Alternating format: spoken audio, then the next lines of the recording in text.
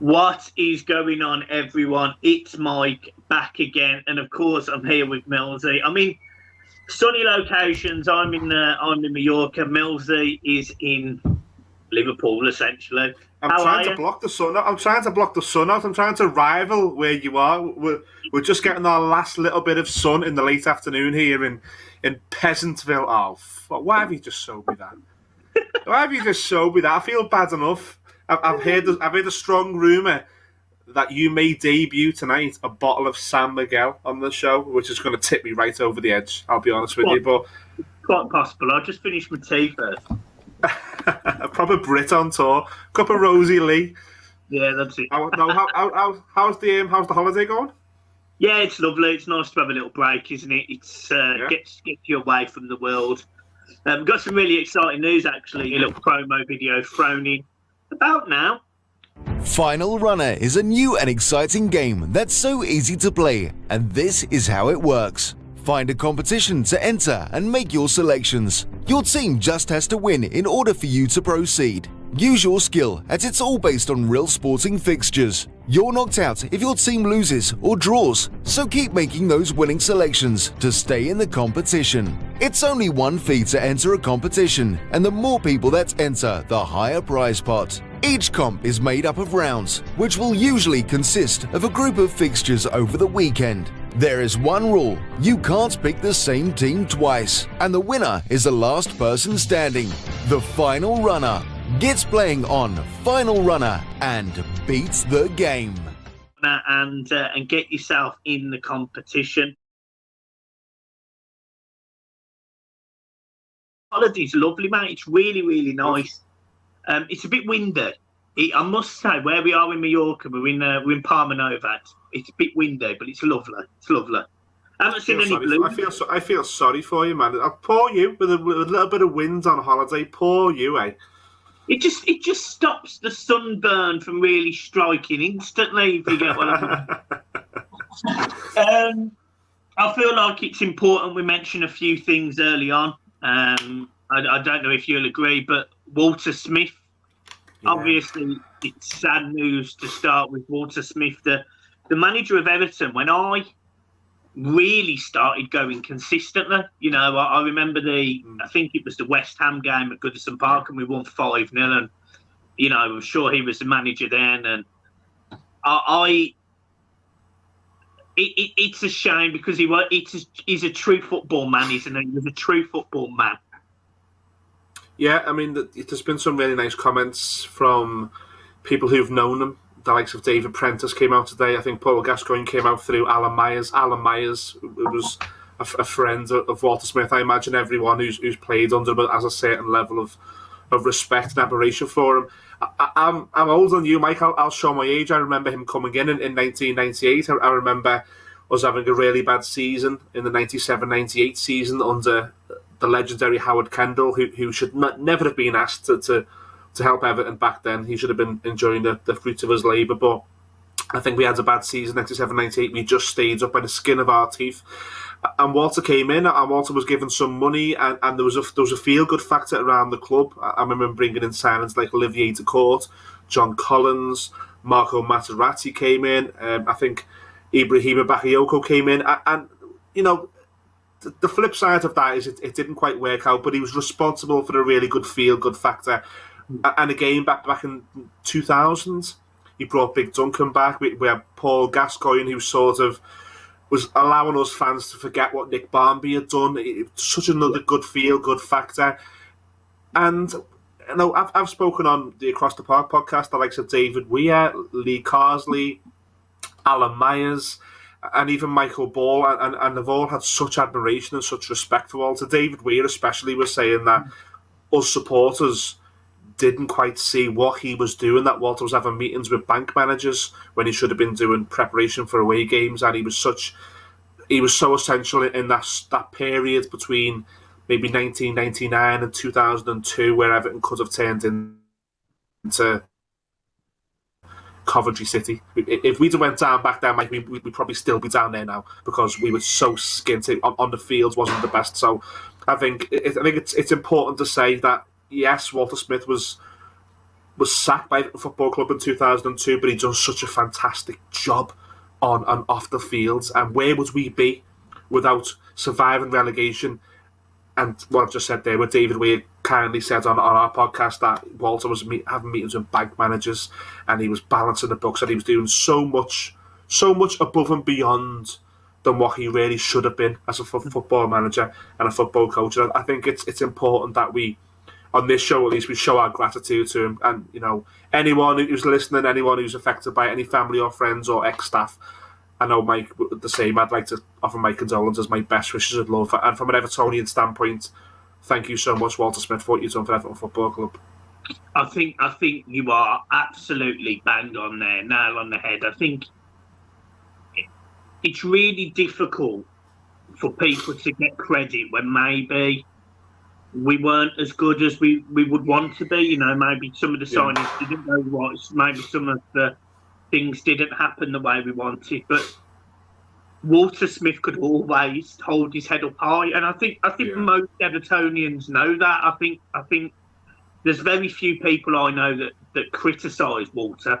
We've had managers before, we had managers after who have been criticised, but he really did do a good job, and he come across well with so many people. Yeah, absolutely. You know, to his friends, his family, anyone connected and upset with today, you know, thoughts and feelings go out to them, because he is a proper football man. And he was good for Everton Football Club. Some things didn't work out, and it is one of those things. But strip the football away from it, he's obviously been a very nice man to a lot of people. Kevin Campbell spoke highly of him, saying today about how he bought into the club, etc. And you really respect people like that who just respects what man he was. So yeah, I think it's important that we as fans, anyone who's watching this who wasn't around at that time, or who maybe not an Evertonian just tuning in, I think the relationship between Everton and Walter ended in a very amicable fashion. I mean, you're looking at the likes of Howard Kendall and Colin Harvey who've been let go from Everton Football Club. Sometimes it just happens. Sometimes a manager will just reach the end, and that's not a bad thing. Sometimes the relationship between manager and club does just end, and I think that is what happened with Walter. There was no animosity at all. I think when Walter went, every Evertonian wished him the best, and I was smiling when he went up to Scotland and back to Rangers and was winning trophies again, because he deserved it. He deserved it so much. He put so much heart, blood and sweat into our football club. It should never, ever be underappreciated for me. Never. No, absolutely. And, you know, him leaving, and obviously David Moyes came in at the time. And, you know, I seem to remember Walter Smith and David Moyes having conversations, you know, both. Yeah, you're right.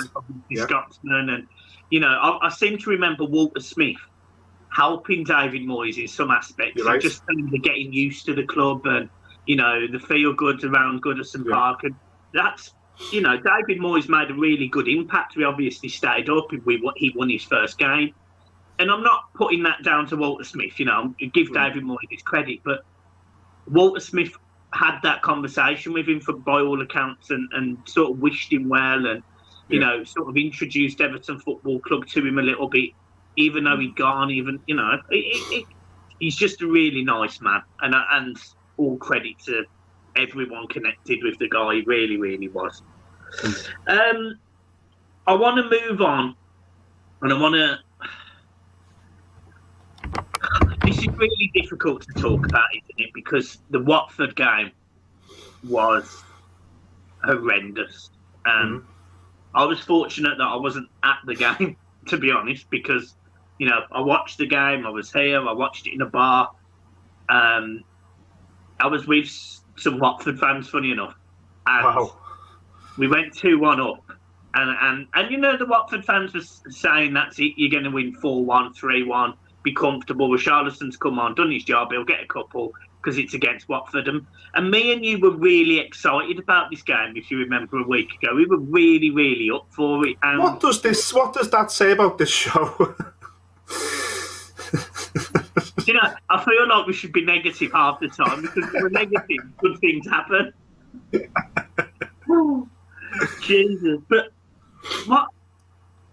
What was your take on what happened? The last 15, 20 minutes of that game. Well, I mean, that's a great story that you were with some Watford fans there on holiday. I mean, I can only tell you what I seen at the grounds. It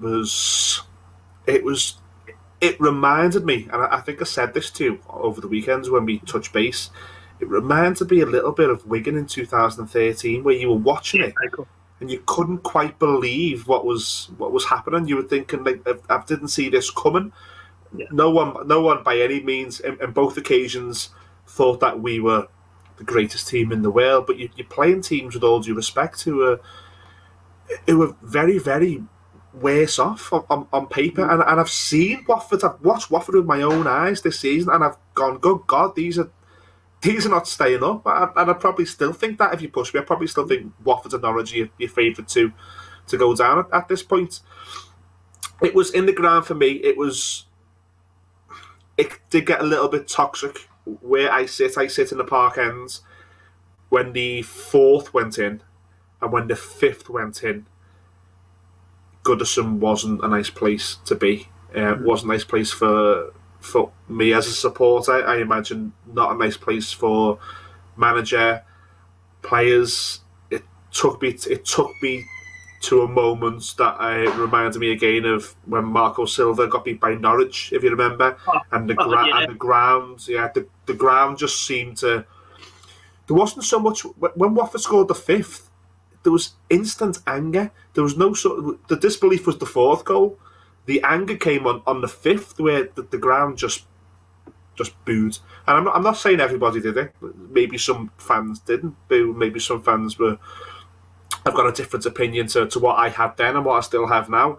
I think, and I don't really want to use that much foul language because it had a real nice start to the show with Walter Smith there, and I don't want to really go into being a potty mouth, but I just think it was absolutely dire. It was dire, and the players on the pitch, I don't know, and I still don't know, whether they give up in that last 10 minutes or they just didn't have a clue what was going on. Maybe they were so shocked and rocked by what was happening, because I didn't see it coming, and maybe the players didn't see it coming. There was individual performances there that were nowhere near good enough. And it's very easy to blame Michael Keane. It's very easy to blame Tom Davis. I'm going to push a little bit more, and this may invite some comments and say Millsy hasn't got a clue. I think there was responsibility from a couple of senior figures on the pitch there, Allen and Andros Townsend, in that last 10 minutes. I didn't see anything from them. I seen their heads drop as well, and I think that did not help matters. By no means am I saying it was Andros Townsend and Allen's fault. It certainly wasn't. But there was a couple of young players on the pitch there, rightly or wrongly so. There was a few young players on there who needed to be dragged up, even at 2-2 or 3-2. Let's have 5 minutes here. Let's regroup and we'll get a chance again. That didn't happen. Even Seamus Coleman, it didn't happen with Seamus Coleman. I don't think he had his finest hour as an Everton player or Everton captain in that last 10 or 15 minutes. It just all went to pot, and it did get a little bit toxic in the ground, I've got to admit. So I'm going to ask you another question now, and I'm going to sort of semi-put you on the spot. My reaction to the game was essentially, I didn't think we played well. I didn't think we defended well. Every single time, from the West Ham game, in this game, and in some of the games previous, every time the ball comes in from a corner, I worry. Defensively, from corners, we are atrocious. The ball got whipped across the box a few times against West Ham. He definitely got whipped across the box a few times against Watford. Yeah.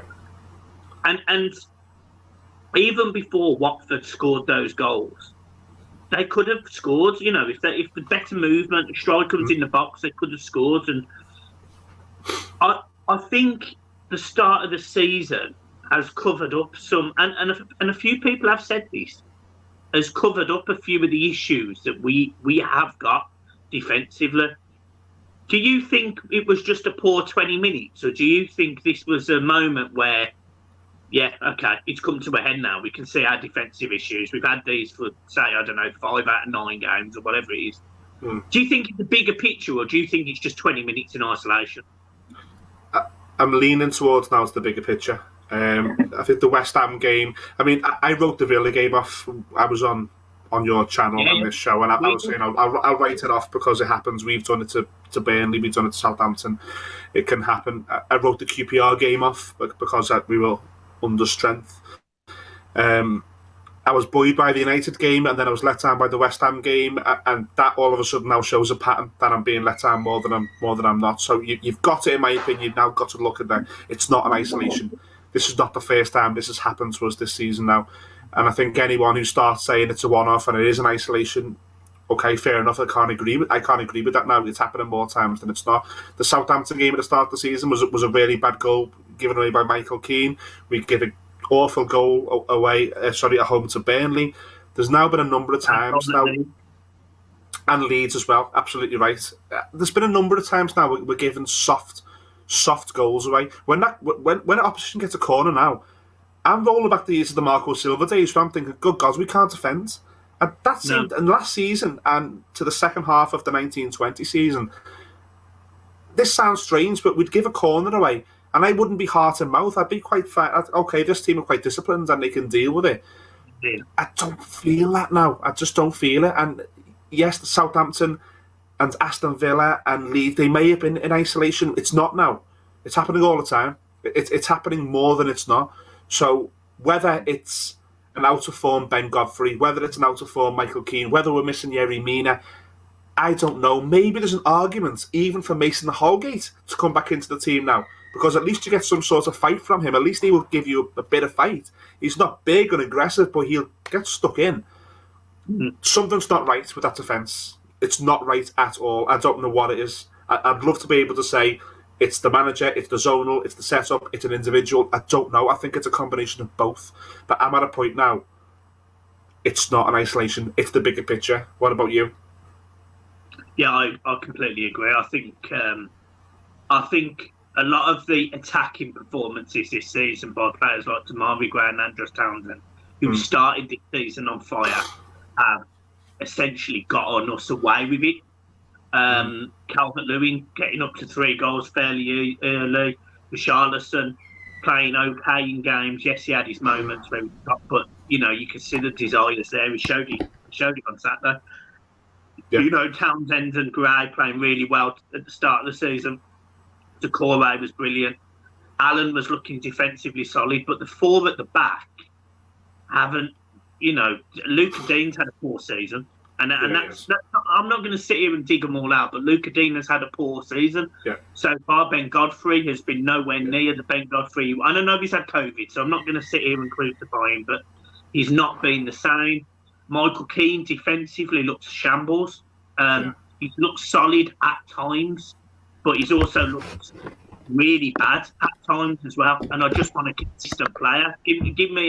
Give me a 6 out of 10 every week, then a 2 out of 10 one week and an 8 out of 10 the other. Give me someone who I sort of know what to expect, so I can work with that.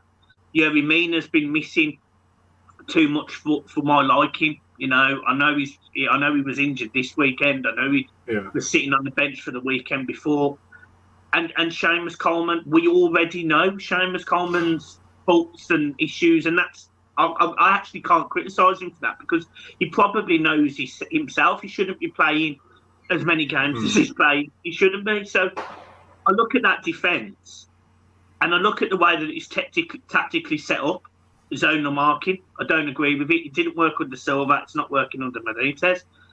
I feel like Benitez is pretty hamstrung on one side of the pitch because he's got no other options at right back, because Coleman and Kenny are not up to that level anymore. And Kenny, no disrespect to him, but he just never really was. Okay, yeah. And at times as well, and again, I'm not trying to go in on these players, but Pickford's distribution, I don't know how many times in the last 2 games against Watford and West Ham, he's essentially just kicked the ball out of play. I think against Watford it was about 5 or 6 times, and Watford and West Ham was exactly the same. And we're not going to be able to move up the pitch if we're making mistakes like that, putting pressure on ourselves. The other thing as well, I'll tell you what, I feel like I am going into it, but here we go. The other thing as well that's really pissing me off is these kickoffs. Because I said it to you, I've said it on Twitter, I've said it time and time again. We get the ball, in the middle of the park. Alan passes it back to a centre half who boots it to the left or right hand side of the opposition half. We don't win the headers and we instantly give them the ball, and that's what happened. Watford made it 3-2 from us twatting the ball up the park, then winning the header, then flicking it over our midfielder, then flicking it over Luca Dean. All of the Everton players had pushed up, leaving Coleman 2v1 with Ismail Sarr and Josh King, who was absolutely flying at that point. It's ridiculous. It's absolutely madness. And we already know that Rondon can't hold up. And again, you know, it could be because he's championship quality, it could be he's unfit, whatever the reason, he can't do the job we as fans want him to do, which is to hold the ball up and get players into play. Honestly, I can't believe how much we miss Calvert-Lewin, because I've criticised him at times, even this season, for saying, he hasn't done much there, he hasn't been able to hold the ball up.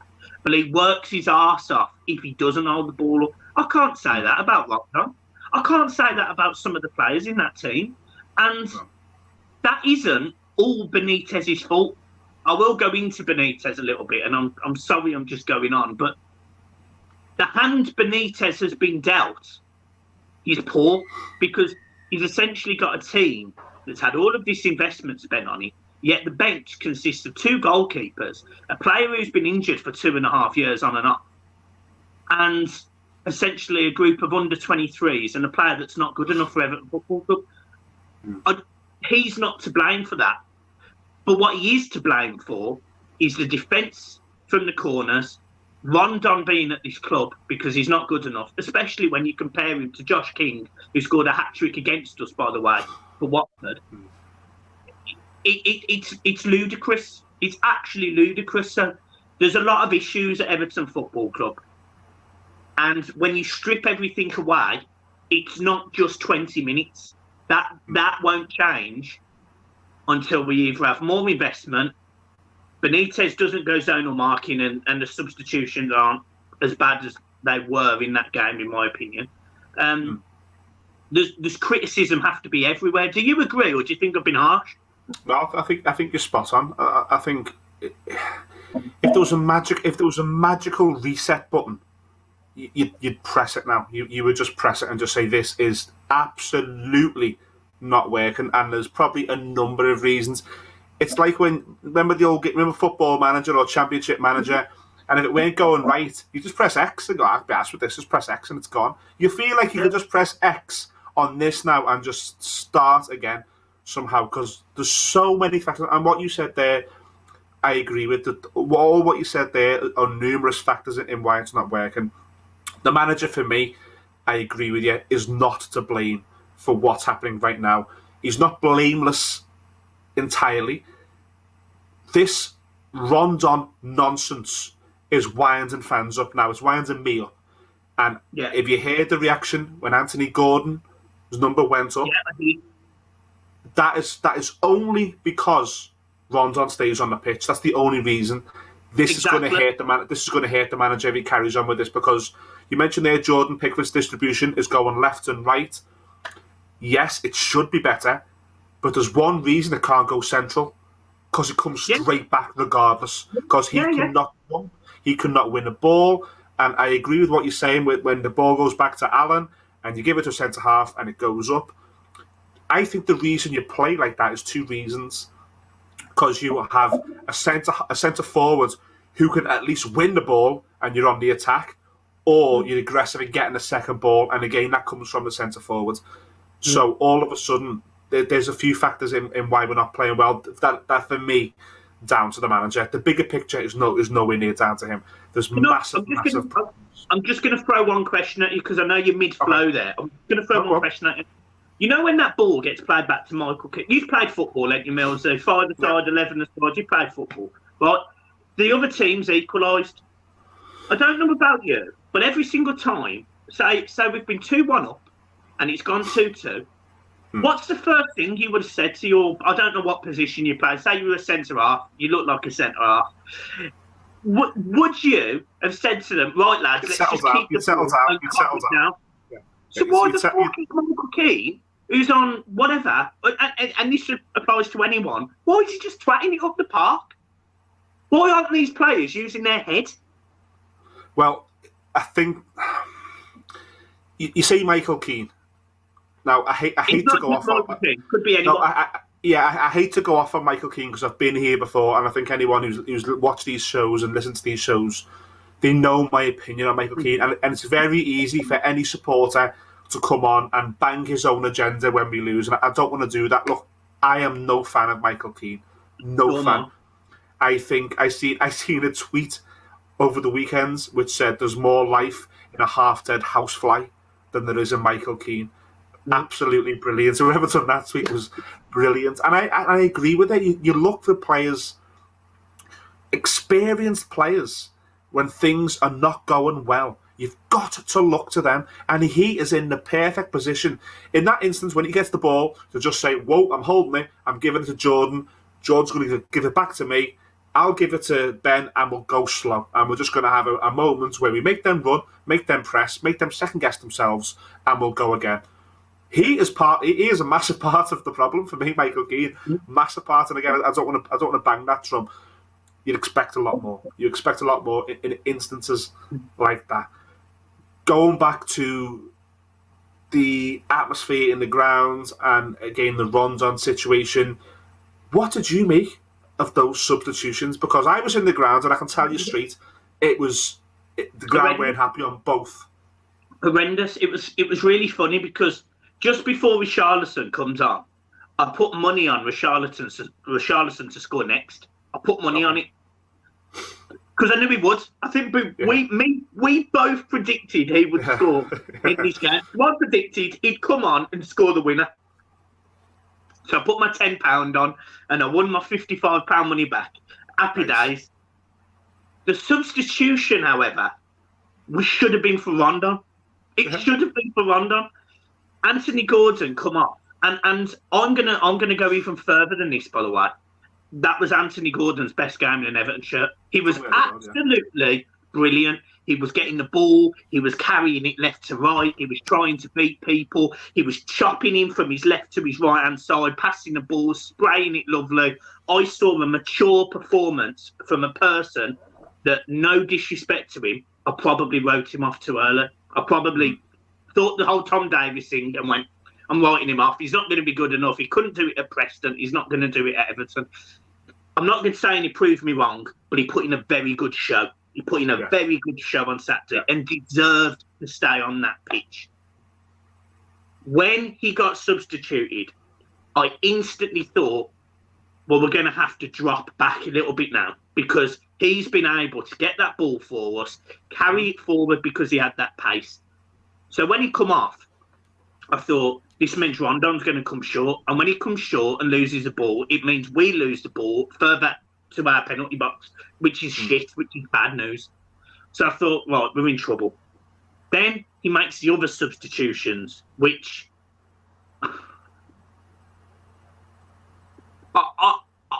still leave me, flabbergasted. We're hearing before the game that Dobbin is an option. He's telling us he gets recalled from the 23s to. This is a kid that, yet again, typical Everton Football Club, and this is numerous managers that have done it now. These are kids that are good enough to sit on the first team bench, but not good enough to make an appearance for them. It's ridiculous. Against a Watford, he easily could have started Dobbin. Easily, because he worked harder than Rondon, I can guarantee it. Because even if he can't hold the ball up as much, it makes no difference. He at least works harder.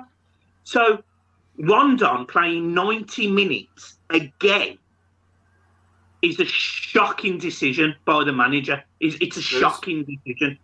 But I'm used to shocking decisions by managers now because, to be honest, I think me and you said it as well last season. Carlo Ancelotti was guilty of it last season, making poor. So I don't understand what he's doing, and I think the crowd. I'm glad on that 60th minute. I'm glad the crowd booed that decision because he knew straight away Benitez, because you wouldn't have seen this unless you watched the game on TV. Benitez's reaction was, and you could almost sense it, well, I've sort of gone shit or bust there. If it goes right, good decision. Goes wrong, I'm going to get crucified for it. And he knew when he did it. Oh, and you go 2-1 up, and you go to a flat four, and you play 2 up front, and it seems to work initially because Richarlison is central, and Rondon's occupying the man. So all of a sudden you start saying, fair enough, that's fine, we'll forgive that because we haven't seen what you've seen. And we almost go 3-1 up. We almost go 3-1 up, don't we? Yeah. Exactly. It's this Iwobi for Gray, like for like substitution, because if we'd have lost that game 5-2 and he'd have brought Gbamin on and it was the same result, the same effect, I would sit here now and I would say I could see what he tried to do there. He tried to shore it up at 2-1. I have got a clue what he made a like-for-like substitution and took, arguably, if you take Decore out of it, our best player this season, take him off the pitch. Don't get it. And what you're saying about the kids that can't occupy the bench, I'm going to say something which might be controversial and it may come back to bite me, and I hope it does because it means I'm wrong. Yeah. If in this season, when we spent £1.7 million in the summer and we got rid of Bernard, Moise Keane, James Rodriguez, players who could arguably affect a game, if in this season no kid breaks through, the whole youth setup needs to be scrapped. Because if you can't break through in this season when Everton Football Club needs you, it may not be your fault. You've been let down by the club. But whoever is in charge of that, under 18, under 23, the graveyard that is the under 23s, we have Matthew Pennington and Umar Nawaz lift trophies for David Unsworth. If you can't break through in this season, it needs scrapping. The reset button needs to happen. I completely agree. And this brings me on to my last point. The board, some of the staff there, and I hate saying this. This is a controversial point. I've seen it Unsworth, Ferguson, Denise Barrett-Baxendale, Brams, Moshiri. Is it stale? Is it wrong? Is it working? No, it's not working. It's not working. It's not, is it? It's not working. We don't even have to have. I love Duncan. I absolutely adore the man. Look, Duncan can stay at Everton for life, in my opinion. I love him. But all I saw from Duncan on Saturday was a pissed off Evertonian fan sitting on the bench. I didn't see a man that necessarily was engaging with Rafa and stuff like that and trying to get in his ear, or even the assistant manager getting up off the touchline and telling these players to book up ideas. And I know it's easy to say, look, he's not the manager. Maybe Rafa would tell him off. But I do want to see more passion from Duncan, because I trust Duncan in the fact that he can be that passionate blue that we need. He can be that fan on the touchline that the players listen to. And I think we need it right now. And I want to see him deliver it. But because we've seen that when he was assistant to Carlo Ancelotti, he was up and down. Yeah, I think in defence of Duncan, and it might be because I absolutely love the man. I've loved him since my first ever Merseyside derby, when he put the ball in the net in Joe Royal's first game. My 9-year-old self in the Lower Gladys Street had those love heart emoji WhatsApps, and I've loved him since. So it might be that talking. I think because we've seen it before, we know it's there. I think it's been restricted this season. I think he's been told, maybe not been told, or maybe he's got the vibe that it's different.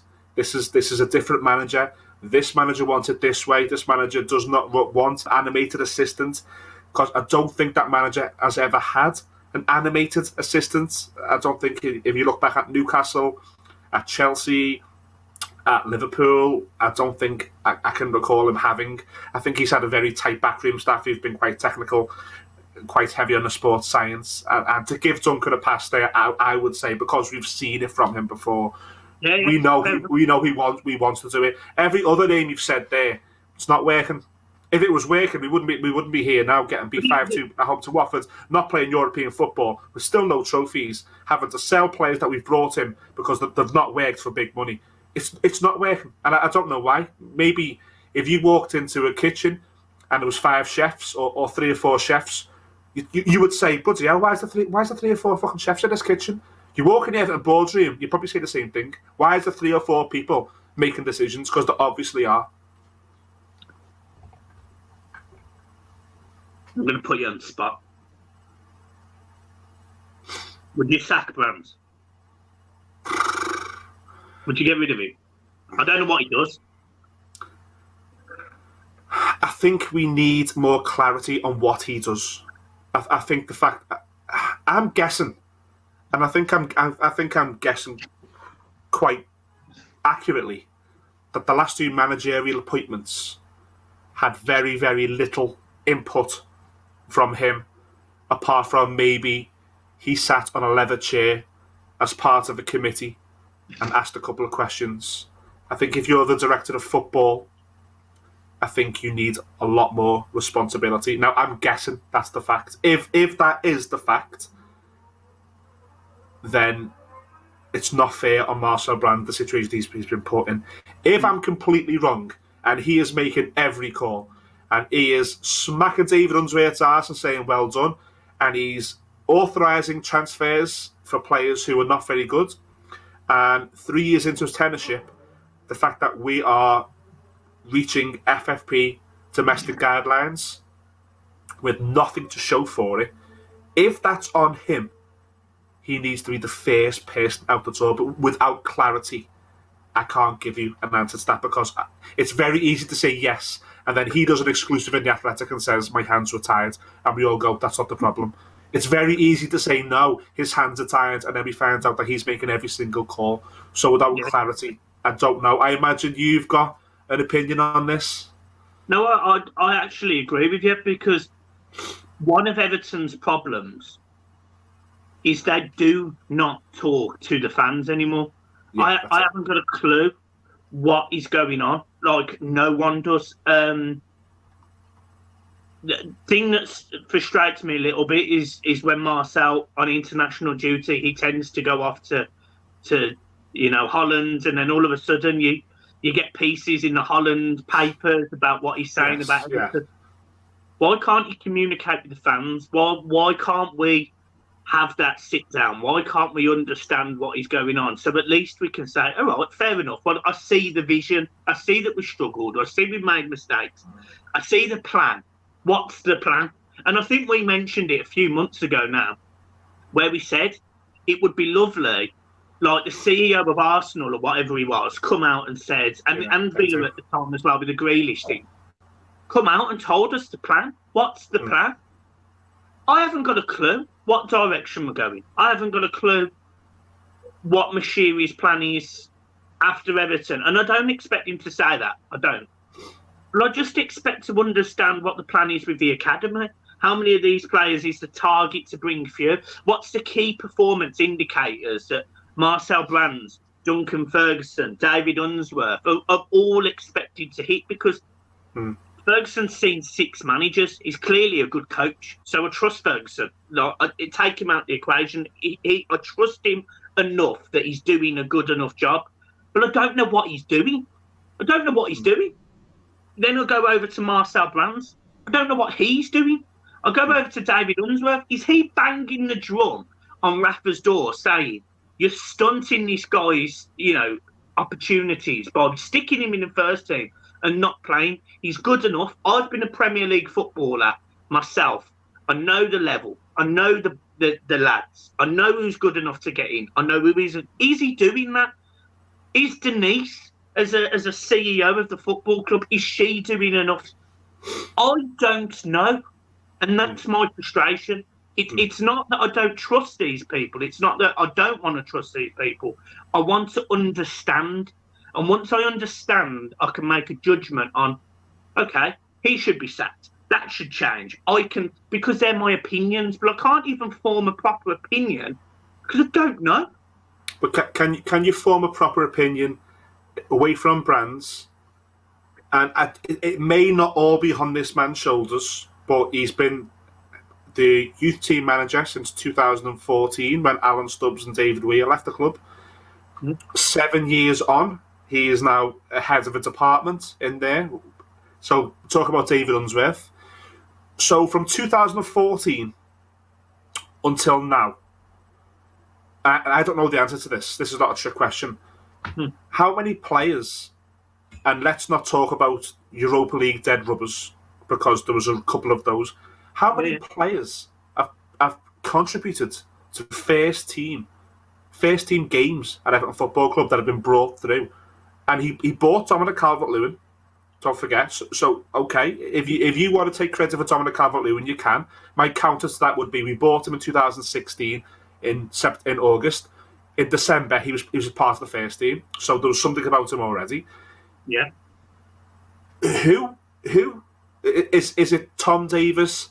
Is it Anthony Gordon? Is it John Joe Kenny? And that's it? Is there anybody else? Am I missing somebody? That's your issue. That is your issue, because when you look at it like that, there's players that you would argue have deserved more of an opportunity and haven't got it. And is that Unsworth pushing enough, or is that the first team manager? But you are right if you think about it. I mean, you'd argue you've been kind, including John Joe Kenny, who's been sent out on loan twice. He's played probably, 20 times for Everton, maybe a few times more. You're probably being kind. Calvert-Lewin, I completely agree. We bought him as a 17-year-old lad. I mean, at 17 years old, you know how to kick a football. You're just fine-tuning these players. So I'm not necessarily going to give him credit for that, but he's had good coaching with the first team after 3 months. That's not David Unsworth. Mm-hmm. And then I look at the rest. Is there anybody else? Am I missing? Well, think about it. Think of the players that have played that we maybe thought could have been the next, in that position. Garbett played in the Europa League, played a few games in the league, did well. Then all of a sudden he just dropped off, died, disappeared. God knows what happened to him. Benny Beningiman plays against Chelsea, plays in the league, plays really, really well, disappears. Kieran Dow does really well pre-season, scores a fantastic goal, sets a couple up, and you think, my God, this kid's got it. Off you go. There's loads of players that I sit there and go, why haven't they made it? So, and if you look, argue with you. The three players I said there. So I said Davis, Gordon, and Kenny. Let's rewind back. Let's press the button on the time machine. We're back in time 6 months. Gordon was at Preston and Kenny was at Celtic. They weren't part of it.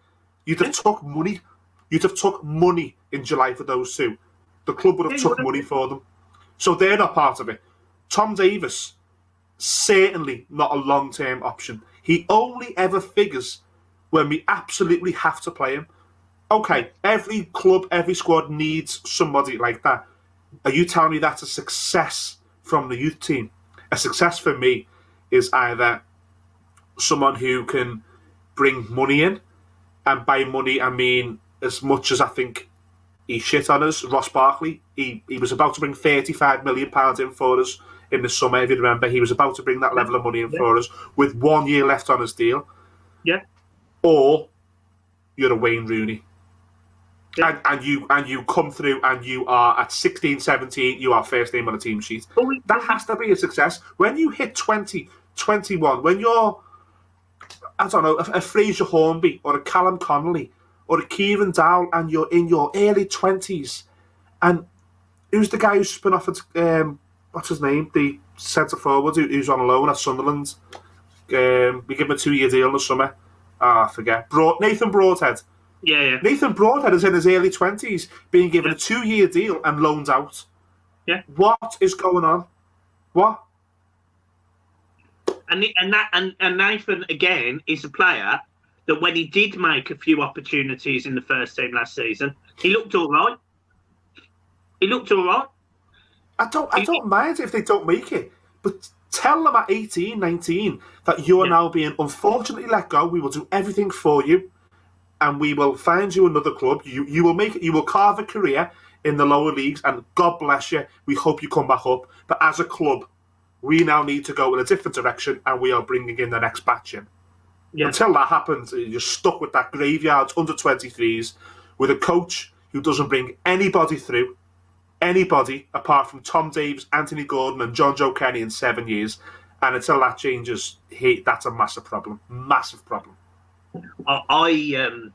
When you look at other youth setups like Chelsea, like even Arsenal, because you think about it, Arsenal have brought in Smith Rowe, Saka, Martinelli.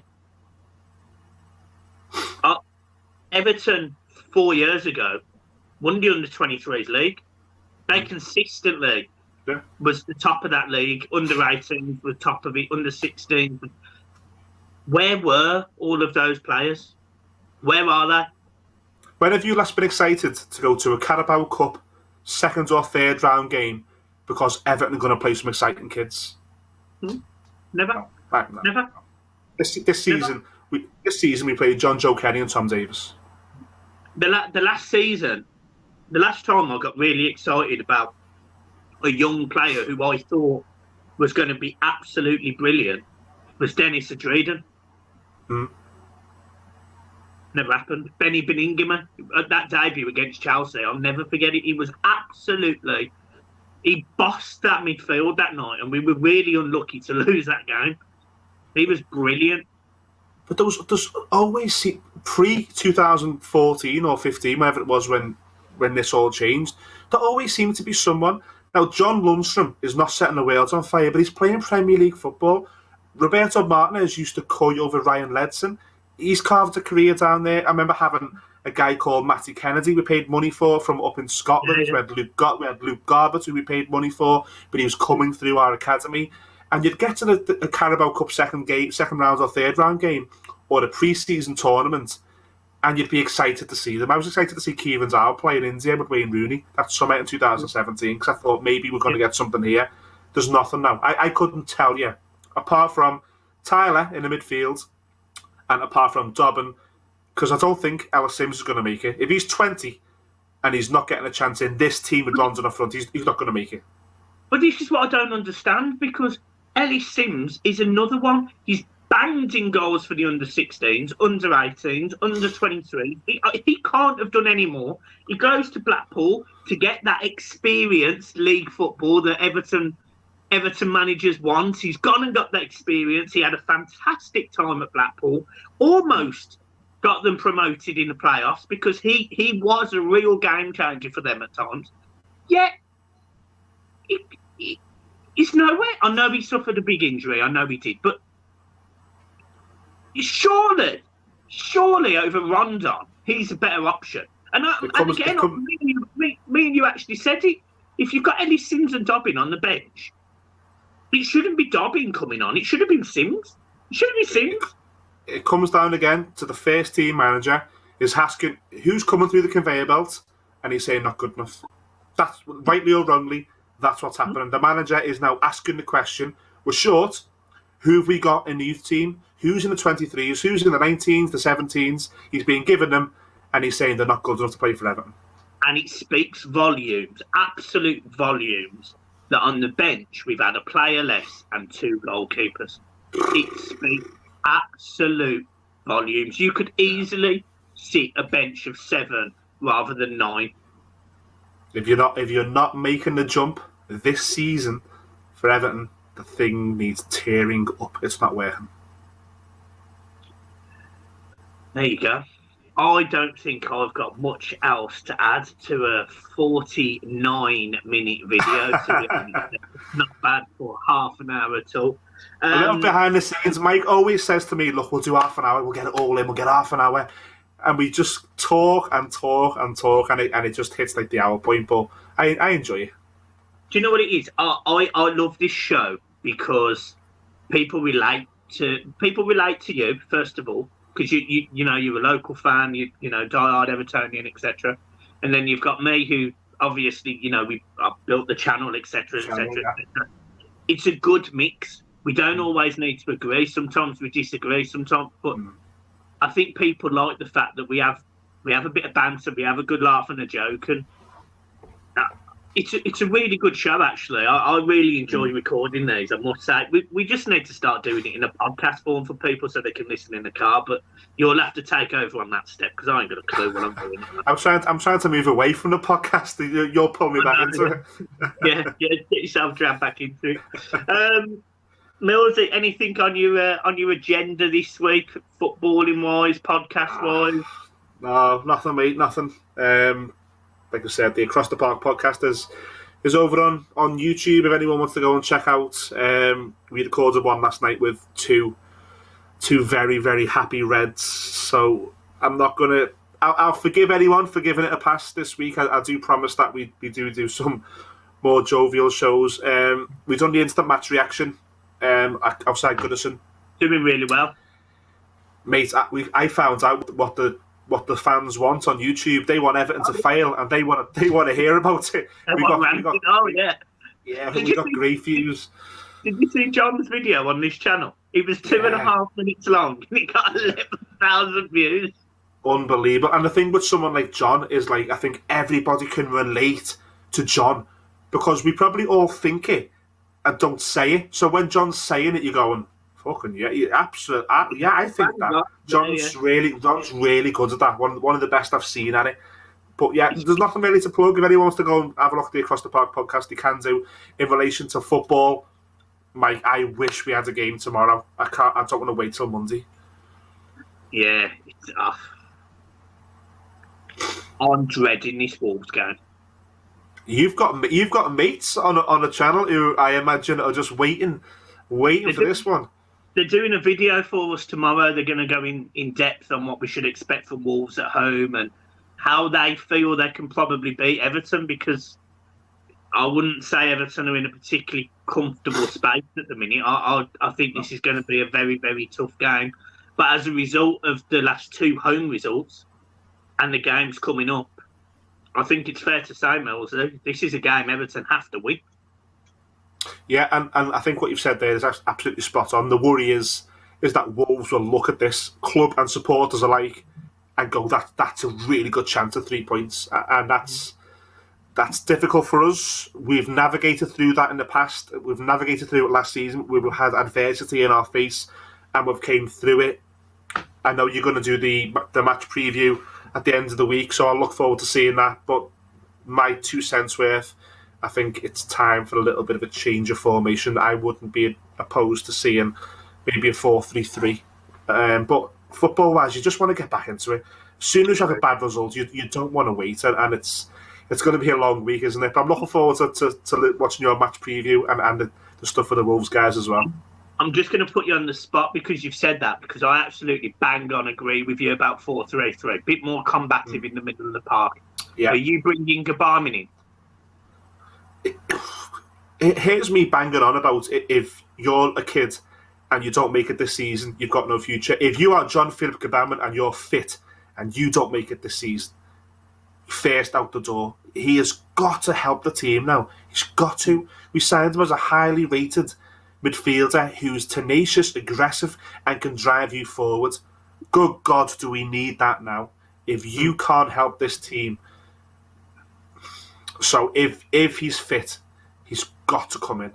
Got to. And it may be that, I eat my words, but if he's fit, you've got to give him a go. Got to. I absolutely agree with you. Ped, and I don't, you know me, I don't always agree with what Ped says, but that was one of the points that he made on his video the other day, that when Everton needed to control the midfield and he takes off Gray and Iwobi, etc., Gabarmin was the one that should have come on, but he got it wrong. I want to see Alan, Gabarmin, and I think Andre Gomez. I would go that I for the simple reason of that Tom Davis shitting up the challenge on Saturday. Yeah, that really pissed me off. That's why. It really, really pissed me off. But my other worry is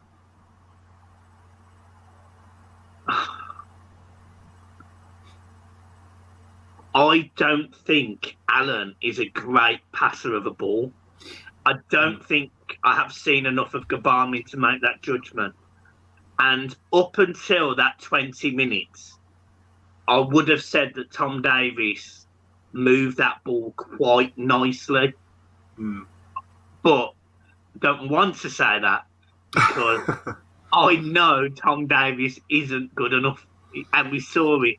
We saw him bottling challenges. And what's Gabarmin's mental state after having an injury like he's had, going into full-blooded challenges in the middle of the park? Well, if either of them aren't chomping at the bit, then he don't deserve to be there. That's my worry. That's why I can't tell you the three in the middle. I really can't. But I want to see Alan back on his best. I do want to see Gabarmin, but I don't know who plays next to him because I don't rate Gomez either. It's crazy, isn't it? And then the only other name you could throw in there is does Mason Holgate get a chance in there? Is that somewhere where you say again when he's played there under Duncan, at least he's going to hold his position. At least he can pass the ball. I don't know whether he's the long-term answer. I would like to see, and I might eat my words, I'd like to see Alan and Gabarmin running around and trying to get everything up the pitch with Andre Gomez in there trying it as well. But what do I know? I am only a football fan. Well, my three players up front, Richarlison, Gray and Townsend, should run them ragged. That's the only positive. We need to get the ball to them. And then that just means Rondon starts, because we thought that last week. Yeah, Rondon starts. Iwobi's playing in behind him. He's dropped Gray. He drops Townsend. I think if we get the team news on Monday and Rondon's... Yeah, Twitter's going to blow up if Rondon plays 7 p.m. on Monday night. Yeah, God. Right, guys, we are leaving it there. Millsy, it's been a pleasure. 56 minutes in. It's been an absolute joy. I'm going to enjoy a couple of beers, then we've got our dinner, and then we might have a couple of cocktails. Ooh. What's for dinner? I don't know. Well, because we're all inclusive. I haven't got a clue. You just go down and have a little look, don't you? Last night we went out for dinner. We had a little... Because we're on these all-inclusives, you know what they're like. You get bored sometimes, don't you, about eating similar shit? But yeah. It's been all right, actually. Sumo butties and pizza with rice and stuff. Yeah, you know. But it's all right. It's been all right, I must say. It's a lovely hotel. Food's decent. They do proper English sausages. So you take that. Bonus. No, get out there, mate, and enjoy it. Like I've always said on the channel, I've always enjoyed it. You're always working hard. You deserve a few nice beers, a nice time with the missus and the kids. So have a great rest of your holiday, my friends. Yeah, I'll have to go somewhere separate if I'm going to have a nice time. Then I mean, just napping with the missus. Right, guys, we are leaving it there. Make sure you get over to Across the Park podcast and get on it.